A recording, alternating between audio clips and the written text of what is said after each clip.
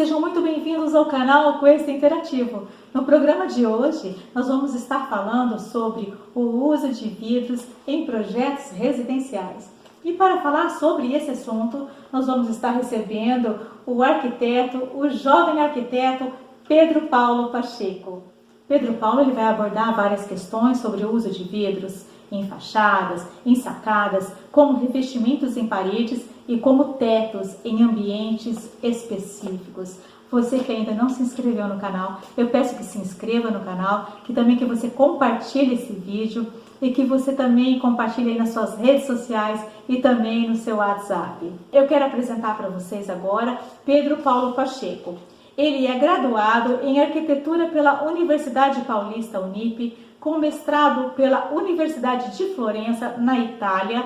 Atualmente é professor do curso de pós-graduação em Arquitetura de Agudos e proprietário do estúdio Pedro Paulo Pacheco Arquitetura. Resumindo, é um jovem arquiteto com ideias modernas, arrojadas, com um toque clássico, elegante e glamouroso. Pedro Paulo Pacheco, seja muito bem-vindo. Olá, Elaine, tudo bom? Como é que você tá? Nossa, eu fiquei muito contente em participar desse canal, que já é um sucesso muito grande. Eu acompanho bastante todas as entrevistas, aprendo muito e espero que eu possa contribuir bastante com todo o repertório falando sobre arquitetura, sobre design, sobre decoração, sobre tudo que esse grande mercado da construção civil, mercado da arquitetura pode nos proporcionar. E queria deixar aqui, para quem não me conhece, meu nome é Pedro Paulo Pacheco, eu sou arquiteto, eu atuo aqui na cidade de Botucatu e todo o estado de São Paulo, no Brasil e no exterior, com meu escritório é sediado aqui em Botucatu, mas a gente tem filiais com parceiros e atuantes em várias partes do mundo com palestras e mesmo projetos. O foco do escritório realmente é o projeto arquitetônico, e projeto de interiores, design de interiores, convecção de mobiliários. Inclusive vou dar um spoiler aqui para o canal que no ano de 2020 nós demos uma parada por conta de toda essa pandemia, por conta do coronavírus, mas nós estamos com uma produção de uma linha de mobiliário exclusivo para pequenos espaços, então para apartamentos, mobiliários que vão ser multifuncionais tanto para a área externa quanto para a área interna. Então essa parte da arquitetura que também me fascina muito, que é o design de interiores e a confecção de mobiliários, é um grande foco desse ano aqui do escritório. E hoje nós vamos conversar a respeito sobre vidros. Vidros na arquitetura, vidros em fachadas, vidros em aplicações como corrimão, como guarda-corpo, N possibilidades. E queria só deixar registrado que a Elaine é uma amiga de muita data, aqui para todos que acompanham no canal. Eu fiz o projeto da residência dela, foi um dos primeiros projetos quando eu abri essa sede aqui do escritório, quando eu abri aqui o escritório, foi um dos primeiros projetos que eu pude elaborar e desde então a gente mantém um contato muito próximo, muito gostoso e ela é realmente uma querida. Um beijão para você, Elaine. Pedro Paulo, realmente para mim é um motivo de muita alegria você está participando do nosso canal. Quando eu te fiz o convite, você aceitou prontamente estar participando. Realmente, você fez o projeto da minha casa e eu me lembro muito bem quando nós fizemos a nossa primeira entrevista, né? Que você foi me entrevistar para saber o que eu gostaria que tivesse na minha casa. E a primeira coisa que eu te falei, que eu queria uma casa que tivesse muito vidro, né? Eu queria uma casa que tivesse muito vidro porque eu me inspirava naquele filme A Casa do Lago. Eu amo aquele filme de paixão e eu amo aquela casa cheia de vidro daquele filme maravilhosa. Então foi por isso que o primeiro assunto não tinha que ser outro com você, tinha que ser sobre vidros mesmo, tá bom? E a minha casa tem muito vidro. Eu agradeço, eu amo a minha casa. Então vamos lá. A nossa primeira questão é a seguinte: Pedro, o uso de vidros em fachadas, laterais ou nos fundos ajuda a valorizar a estética da residência? Muito importante essa sua pergunta, Elaine, sobre o uso de vidros na fachada, tanto nas laterais quanto nos fundos. O vidro na construção civil ele começa a surgir nos anos 60, pós-guerra, então você tem uma grande abertura da sua residência para toda a área externa. Você sai desse casulo fechado que era a residência com janelas pequenas mas que você tinha mais paredes e menos visão da área externa, porque a construção antes dos anos 50, antes dos anos 60, você tinha uma construção rente ao lote. Agora você vem para uma interiorização, então você vai colocar a residência para dentro do lote. Então essa interiorização da residência proporciona um jardim praticamente 360 graus em todo o entorno dessa residência. Então, a grande vertente, a grande sacada do vidro vem com o modernismo, principalmente o modernismo brasileiro. Eu falo muito nas minhas aulas que o modernismo brasileiro ele deve ser preservado, é uma coisa muito importante, é um item muito importante da nossa arquitetura, porque nós mudamos drasticamente a arquitetura do mundo inteiro.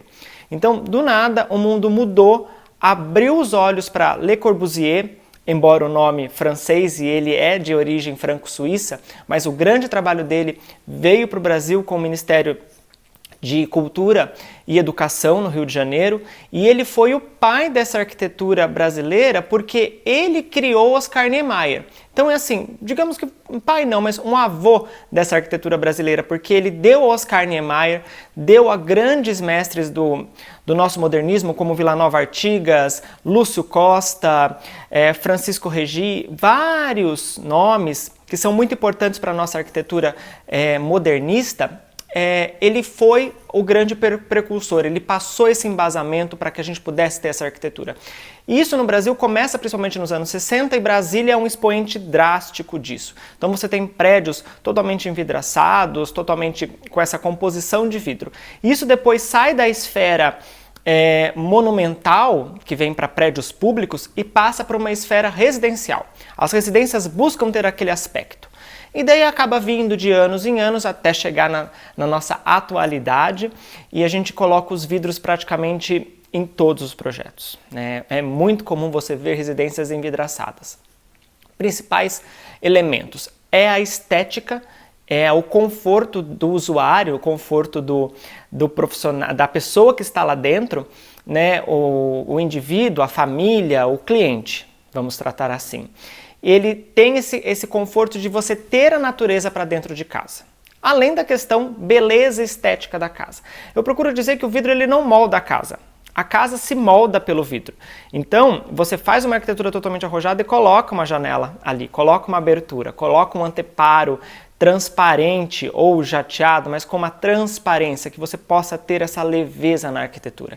Isso traz a estética, mas eu acredito que principalmente a função primordial do vidro é na questão mais do usuário sentir essa interiorização.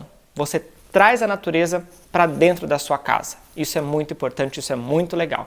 Então, além da questão estética, o vidro está ligado totalmente nessa questão funcional. Pedro, do ponto de vista técnico, quais as vantagens e desvantagens do uso de vidros em maior escala?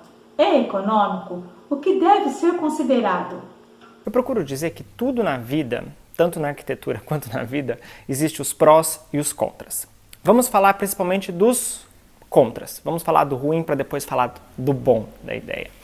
O contra de você ter o vidro em grande escala é que você pode ter um problema muito sério na manutenção dele. Hoje no Brasil nós somos escassos de grandes equipamentos para uma manutenção muito pontual do vidro. E quando se tem, essa manutenção é muito cara, essa mão de obra ou esse equipamento é muito caro. Então, pensar sempre como é que vai ser feita a manutenção desse vidro. Em contrapartida, a indústria já percebeu esse ponto. E já existem hoje vidros autolimpantes, com películas autolimpantes, que você consegue facilmente não ter o acúmulo de matéria orgânica, não ter acúmulo dessa matéria orgânica o que causa a sujeira no vidro. Porque o vidro é uma superfície lisa, né, praticamente lisa, mas se a gente for colocar microscopicamente, ele é todo poroso, mas basicamente não propicia tanto o acúmulo de bactérias. O que causa esse acúmulo é uma reação química que a gente chama de fotofilme, né, biofilme na realidade. E esse biofilme, ele se prende ao vidro e aí a partir dele que a gente tem essa procriação de matéria orgânica, que acaba sujando muito, principalmente aquelas gotículas. Muitas vezes a gente está no box do banheiro e vê aquele box todo cheio de pinguinhos. Aquilo é o acúmulo da matéria orgânica, principalmente do organismo, do corpo, que vai se acumular naquele vidro e vai acabar fazendo aquela sujeira. Mas hoje existem diversos mecanismos para isso. Prós, você tem uma arquitetura muito mais limpa, mais arrojada, uma arquitetura que se destaca. Porque hoje o vidro não é só mais o vidro transparente ou jateado, você tem N possibilidades de cores, N possibilidades de nuances, N possibilidades de proporções que você pode causar. Além de você ter, principalmente em prédios corporativos, essa amplitude de visão externa da cidade ou essa amplitude de ambientes. Eu já projetei, até se vocês forem nas minhas páginas, nas minhas mídias sociais, vocês vão ver uma imobiliária em Botucatu que eu projetei. Ela é praticamente o prédio todo envidraçado e por dentro todas as divisórias também são em vidro. Então a gente usou vidro em larga escala, foi praticamente tudo feito com vidro. A intenção era propiciar a interação das pessoas. Você ter a comunicação dos ambientes, tanto internamente quanto o meio externo, quanto o mundo exterior.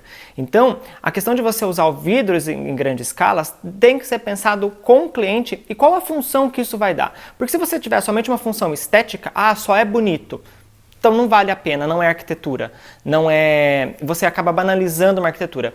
Ele tem que ser usual, tem que ser funcional e principalmente bonito. As duas coisas juntas, numa mesma balança juntas. Você não pode ter somente uma coisa e somente a outra, porque senão você acaba banalizando muito o item e isso vai ser um transtorno para o seu cliente no futuro e a sua arquitetura não vai ficar ok, a sua casa não vai ficar numa maneira usual ou numa maneira mais confortável e gostosa de se viver. Você vai acabar tendo uma casa ou um prédio comercial, alguma coisa com uma manutenção constante e um custo muito alto e não é o ideal. Pedro, conta um pouquinho pra gente agora como você vê o uso de vidros como revestimento final à parede em ambiente interno, acima do papel de parede, pintura ou tijolinho à vista. Sofistica o ambiente?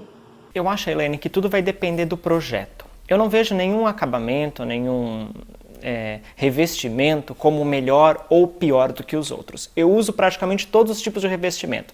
Tijolinho, porcelanato, piso, mármore, pedra, a madeira e o vidro. Eu gosto do vidro porque ele é o único desses elementos que eu acabei falando para você que ele não vem da natureza. Então eu trago ele como um revestimento high-tech. Um revestimento moderno, clean. Porque os outros, por mais que você tenha um porcelanato, ele imita algo. Ou vai imitar uma pedra, ou vai imitar um mármore. Vários itens que podem ser ideais ou não para uma residência. Então eu vejo o vidro hoje como um revestimento diferente. E eu gosto de mesclar todos esses pontos. Gosto de mesclar o vidro com outros itens, com outros elementos, com uma outra didática, com outro posicionamento, porque isso é legal, você fazer essa mescla na casa. Traz uma leveza e traz um apelo também a outras coisas, a outros itens que podem ser interessantes para uma fachada ou podem ser interessantes da parte interna. Como eu já falei aqui do outro projeto da imobiliária que eu fiz, nós usamos o vidro como fechamento, como divisória. Ele não foi um revestimento, ele foi um item ideal para que a gente tivesse essa transparência. Porém, na fachada, com as luzes apagadas, a gente tem um revestimento, o vidro ele é totalmente laminado, ele é espelhado em prateado. Então ele vai funcionar como um elemento de destaque, um acabamento a essa fachada. Mas da parte interna ele funciona como um item de vedação e o item para ver o mundo externo. Então ele funciona das mais diversas vertentes. Ele é super versátil, super utilizável, super aplicável dentro de um projeto arquitetônico. Eu gosto muito de utilizar vidro, já disse aqui em algumas respostas, mas a questão dele ser um acabamento ou ser um revestimento também está ligado entre uma pedra também ser um item estrutural para a casa. Quando o elemento ele é aplicado da maneira estética, ele funciona tanto na técnica quanto na estética, você acaba tendo tudo, você acaba tendo um mundo perfeito. Todas as aplicações acabam sendo factíveis, né? Desculpa. Então ele fica bem aplicado e a pessoa vai se sentir confortável em ter ele tanto para uma vedação quanto para uma questão estética e uma questão funcional. Pedro, vamos falar agora um pouquinho sobre sacadas. O uso de vidros em sacada é recomendável? Ela é segura? Então, Elaine, o vidro como sacada, como guarda-corpo, ele é extremamente recomendável. Na realidade, ele é mais seguro do que outros mecanismos que nós temos, como o ferro ou mesmo guarda-corpos em madeira. O que eu costumo dizer para os meus clientes é o seguinte: segurança e privacidade são sensações. muitas vezes elas não existem. É como o indivíduo, né, ele sente aquilo. Vamos analisar uma questão prática que eu sempre utilizo com os meus clientes quando você vai numa loja de roupas e você entra num provador para trocar um look completo. Então você tira todas as roupas, as peças de roupas que você tem, fica só com as roupas íntimas dentro de um casulo, né, dentro de um provador com uma cortina. Aquilo te dá privacidade. Porém, a sua privacidade não existe, porque se bater um vento ou alguém puxar a cortina, a sua privacidade já foi embora, você já perdeu ela. O vidro, muitas vezes a gente tem a sensação de que por ser transparente ou uma coisa que às vezes justificando é muito fina, ele vai quebrar fácil, porque o nosso repertório mental, a nossa identidade com o vidro é de algo como um copo, uma taça, um cristal que se cair no chão ele se estilhaça. Ou uma janela que se você jogar uma pedra, ela quebra. Então é essa memória que o nosso cérebro tem, que a gente acha que se a gente encostar naquilo, aquilo vai quebrar. Porém, nós temos que analisar as várias diferenças de vidro. Primeiro deles, o vidro comum. O vidro comum é o vidro que a gente sempre utilizou, tanto em janelas pequenas quanto em janelas grandes, e ele simplesmente é um vidro feito em fábrica e a partir dele a gente vai fazer todos os outros vidros que eu vou citar aqui. Ele pode ter uma espessura partindo de 3 milímetros, indo até 10 milímetros. Hoje nós temos fábricas que produzem vidros de até 20 milímetros. Depois do vidro comum, nós temos o vidro temperado, que algumas pessoas chamam como blindex. O blindex é uma marca de vidro temperado, mas o correto é a gente chamar de vidros temperados. É um vidro comum que vai até um forno e ele é aquecido a uma temperatura, depois de pronto ele vai até esse forno, ele é aquecido a uma temperatura que vai temperar esse vidro. E quando você bate no vidro, o vidro se parte, ele se parte em vários pedacinhos quadriculados. Segundo uma norma de ABNT internacional, o ponto de partida dessa colisão, o ponto de colisão nesse vidro, o raio em torno dele não pode ter nenhum vidro maior do que 1,5 cm. Então, se você estilhaçou o vidro por algum motivo, né, sem querer, muitas vezes, ou um acidente, e o vidro ele se partiu em partículas maiores do que 1,5 cm, esse vidro não atende às recomendações técnicas de ABNT. Vale aqui a dica. Outro ponto é o que a gente tem como vidro laminado. O vidro laminado, ele nada mais é do que o vidro temperado, duas lâminas de vidro temperados, com uma película no meio e eles são colados. Essa película no meio é uma lâmina de plástico, né, de acetato, que vai fazer essa cola numa alta pressão e no alto calor, que quando o vidro bater, você tiver um impacto nele, ele vai se estilhaçar em vários pedacinhos pequenininhos, porém vai continuar sempre tendo aquela mesma dimensão. Esses pedaços não vão se soltar. É daí que a gente utiliza ele em guarda-corpos ou sacada. Porque se porventura você bater ou debruçar muito forte nele e ele porventura vier a quebrar, ele não vai se soltar, ele não vai cair em cima de você. Ou você vai cair junto com ele. Ele vai continuar preso nos sistemas de fixação que foram projetadas para ele e ele vai continuar ali te prendendo, te dando essa segurança, porque esse acetato junto com esse vidro se transforma numa coisa muito forte. Ele chega, muitas vezes, dependendo da marca, a suportar 1 tonelada depois de quebrado, depois de estilhaçado. Então é muito seguro. E é esse mesmo vidro que a gente utiliza em coberturas, quando você tem um gazebo ou uma cobertura transparente, a gente utiliza sempre o vidro laminado, porque se porventura vier cair uma pedra ou um granizo ou qualquer outro tipo de impacto, né, pela gravidade, um impacto vertical, então você acaba tendo esse estilhaçar do vidro, mas ele vai continuar preso dentro dessa película. Se vocês forem em alguns supermercados, em alguns lugares, principalmente em shoppings que vocês têm mais acesso ao vidro laminado, reparem no topo do vidro que você vai ver uma linhazinha dentro dele. Você vai conseguir ver nitidamente que são 2 vidros colados com uma lâmina no meio. Esse é o vidro laminado. Partindo desses vidros, a gente acaba tendo as outras variações dos vidros, que é o vidro jateado, o vidro pontilhado e o vidro aramado.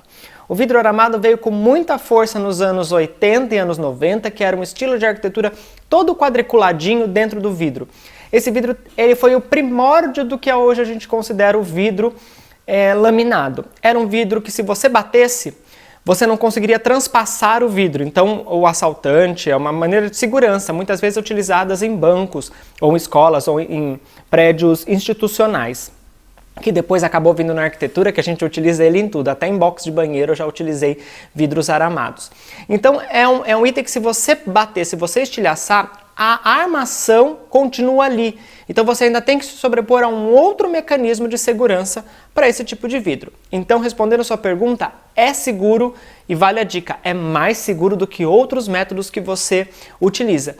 Tudo requer dessa quebra, dessa saída, desse engessamento social que a gente tem de que o vidro é uma coisa delicada muitas vezes e algo que não vai te dar segurança em todos os aspectos. Pedro, vamos falar agora um pouquinho sobre tetos de vidro. Em quais ambientes que é aconselhável usar o teto de vidro? Excelente pergunta, Elaine. O vidro no teto, ele nada mais é do que um mecanismo que a arquitetura encontrou para que você possa ter iluminação em ambientes que muitas vezes não daria para você ter uma janela convencional. Vou explicar melhor. Foi algo muito utilizado na arquitetura modernista quando as cidades tiveram uma alta densidade demográfica. Então a cidade cresceu, os espaços ficaram cada vez menores para que você pudesse ter um projeto eficaz e muitas vezes alguns ambientes não tinham a possibilidade de ter uma janela vertical para o ambiente externo, né, para a parte de fora das residências ou edifícios. Então, o método utilizado, que vocês com certeza devem ter tido contato isso em algum momento da vida de vocês, viram em alguma residência ou em algum ponto comercial ou institucional, é o que a gente conhece como claraboia ou domus, que é aquela cobertura em cima do ambiente, muitas vezes banheiro, corredor, cozinha, que você tem uma iluminação horizontal da residência, ou do comércio ou do serviço. Então você tem aquela caixinha, né, que antigamente a gente tinha nas casas, aquela caixinha, que você tem aquela cobertura e você vai acabar fazendo toda essa parte de iluminação dentro daquele cômodo. Então, a partir desse momento, a gente acaba tendo, em alguns pontos, uma descoberta que esse método de iluminação, muitas vezes, é mais eficaz do que a janela que a gente conhecia. Vou explicar. Então você tem uma iluminação horizontal. Vamos imaginar que aqui é um vidro, embaixo tem uma cozinha, ou um banheiro, ou um corredor. Então o sol ele vai fazer todo esse percurso na residência durante o dia inteiro. Vocês estão conseguindo ver? O sol ele praticamente pega toda a palma da minha mão nesse circuito, né, que ele vai fazer do nascer ao pôr do sol. Se eu tivesse uma janela vertical, como é a janela que a gente conhece hoje, o sol faria esse sentido. Poderia chegar um momento do dia que ele está exatamente no mesmo sentido da janela, então você acaba não tendo a incidência solar. Em outro momento, ele está completamente oposto a essa janela. Então, você acaba não tendo nenhuma iluminação do sol. Então, quando você quer um ambiente totalmente banhado de sol, você acaba tendo esse mecanismo que é muito eficaz. Outro item interessante desse mecanismo domus ou claraboia é na questão de cheiro, vapor, gás. Então vamos supor que você está na cozinha e deu algum problema, você está fazendo uma fritura ou algo. Esse domus muitas vezes tem essa cobertura inclinada, que a gente costuma falar, e tem as saídas de ar. Então o que acontece? O vapor sobe ou a fumaça sobe, ela acaba batendo e saindo pelas laterais desse domus. Isso é muito interessante quando você quer ter uma retirada de calor do ambiente, uma troca de calor do ambiente para com o meio. Isso é muito eficaz. Mas falando de domus, já explicando todos os mecanismos que é esse item da arquitetura, a gente vem nas coberturas de vidro. Então, hoje em dia, é muito utilizada grandes coberturas em vidro, gazebos, estruturas metálicas com vidro em cima. Para quê? Para que você tenha uma alta claridade, uma alta amplitude. É tão gostoso você poder olhar o sol, olhar as nuvens, mas sempre pensando naquilo que eu já expliquei desde o começo. O sol ele vai ser o seu companheiro do evento ou do seu momento de descanso o tempo inteiro, porque ele vai estar ali. Uma coisa que eu sempre digo para os meus clientes: é a sua casa, é o seu projeto que vai se adequar ao lote, não ao contrário. O lote ele nunca vai se adequar à casa. O sol ele não vai mudar a trajetória dele porque você tem uma cobertura de vidro ali. Então, quando for fazer o projeto para qualquer um desses itens, isso pode ser feito em qualquer espaço. Dormitório, cozinha, banheiro, área gourmet, mesmo até garagens. Tem que se pensar qual é essa incidência solar.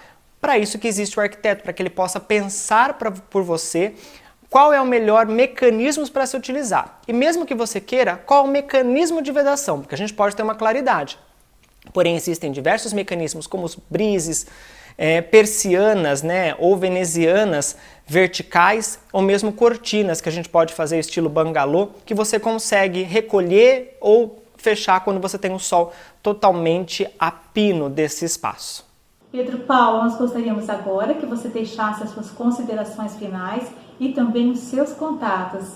Elaine, queria agradecer mais uma vez a esse convite para a gente conversar aqui no canal, para dar essa entrevista. Fiquei muito contente com esse seu convite. Espero que a gente possa falar mais sobre arquitetura, sobre design, falar mais sobre esse universo gigantesco que é arquitetura, moda, design, interiores, tudo que engloba beleza, estética e função, né? Tudo ligado a uma técnica. As pessoas imaginam que ser arquiteto é ser um artista. Eu acho que é também. Mas também, acima de tudo, é técnica, é precisão, é estudo, é bagagem, é repertório. E isso eu vou adorar compartilhar com vocês. Então, vocês que seguem o canal, vocês que assistem esse vídeo, se tiverem qualquer dúvida, qualquer questionamento, ou quiserem simplesmente conversar sobre arquitetura, só entrar nas minhas páginas sociais, meu Facebook, meu Instagram, é só procurar lá Pedro Paulo Pacheco Arquitetura ou Estúdio Pedro Paulo Pacheco Arquitetura, que eu vou adorar conversar com vocês. Sempre é muito prazeroso trocar contatos, trocar experiências, e eu quero saber de vocês o que vocês pensam sobre arquitetura, sobre design, para a gente poder trocar e ter essa sintonia. Porque agora que a gente está nesse distanciamento social, e você, Elaine, já falou muito sobre isso, sobre quarentena, distanciamento social, eu sempre busco olhar o melhor das coisas, né? E se a gente for pensar, as pessoas estão todas em seus lares, ou trabalhando, ou esperando tudo isso passar, e principalmente se cuidando, se protegendo. E se a gente for tratar a palavra lar, né, ela vem do latim, que significa lares, que para etruscos e romanos era o deus da proteção. Então olha só que legal, você está no seu lugar de proteção, e nada mais é do que isso, lar, o que protege a gente, o que protege todas as nossas lembranças, o que protege toda a nossa vida. Isso é muito legal. E o lar é projetado sempre por um arquiteto, né? Então é projetado sempre por uma pessoa, um profissional, que essa é a minha profissão, que eu tanto orgulho de falar sobre ela, e agora nós estamos podendo proporcionar isso a vocês com um lar de qualidade, né, com algumas dicas para você melhorar sempre o seu lar.